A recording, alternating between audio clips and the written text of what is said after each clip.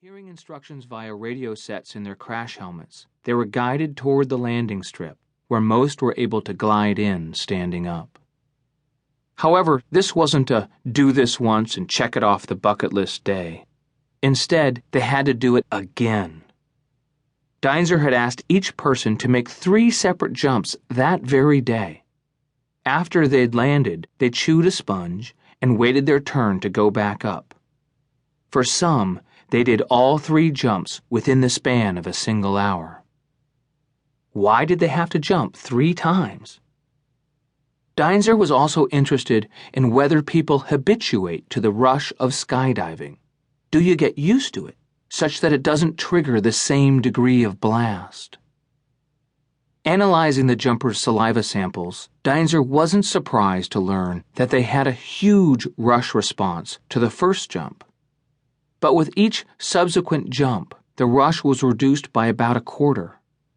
By just the 3rd jump, there was still a pronounced rush of stress, but on average, it was now only half the first jump's intensity.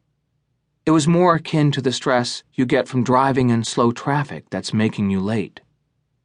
Apparently, hurtling to the earth in a free fall is something you can get acclimated to rather quickly. Now, there are many people who go skydiving frequently and love it. But if repeated skydiving doesn't reliably trigger a massive surge in natural hormones, then what's the ongoing appeal?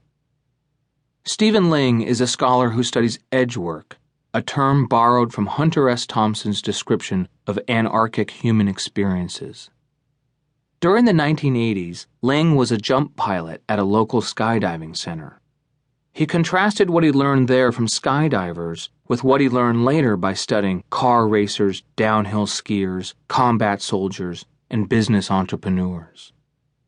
Ling eventually concluded that the true high of skydiving and other edge work stems from the way skilled performance brings control to a situation most people would regard as uncontrollable. All of the safety rituals used to minimize the danger in situations of extreme risk engender this sense of control. But edge workers' fundamental skills are the ability to avoid being paralyzed by fear and the capacity to focus their attention on the actions necessary for survival. The feeling of self-determination they get from conquering the risks is the real payoff. It's not pure thrill they seek, but the ability to control the environment within a thrilling context. Now let's compare parachuting against ballroom dancing. Hunter S. Thompson would never have described ballroom dancing as edge work. There's nothing anarchic about it. It's not an uncontrollable situation. Death is not a potential outcome. About 280 miles northwest of the previous study, this time near Dortmund, Germany, there was another scholar also interested in the psychoendocrine cocktail induced by vigorous experience. Nicholas Rohleder was himself equipped with sponges to chew. In much the same way as in the skydiving study, he also analyzed results of subjects, comparing practice days and rest days to contest days. But his subjects were ballroom dancers, for the most part couples who'd been doing this for years. They were competing in the Nordheim-Westfalen regional ballroom dance competition. There was no money at stake whatsoever, just bragging rights. Dancers had flown in from all over Europe for the fun. Held on a Saturday, the contest stretched for hours and ran continuously, with only minor breaks for the winners of each preliminary heat to be announced. In the modern category, the men wore white tie and tails, with their hair gelled back.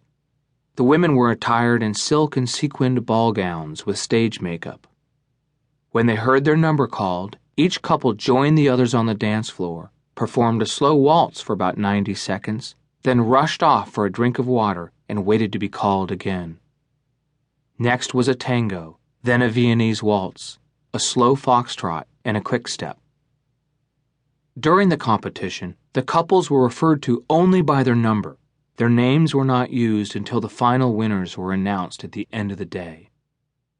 But this anonymity provided little safety, the sense that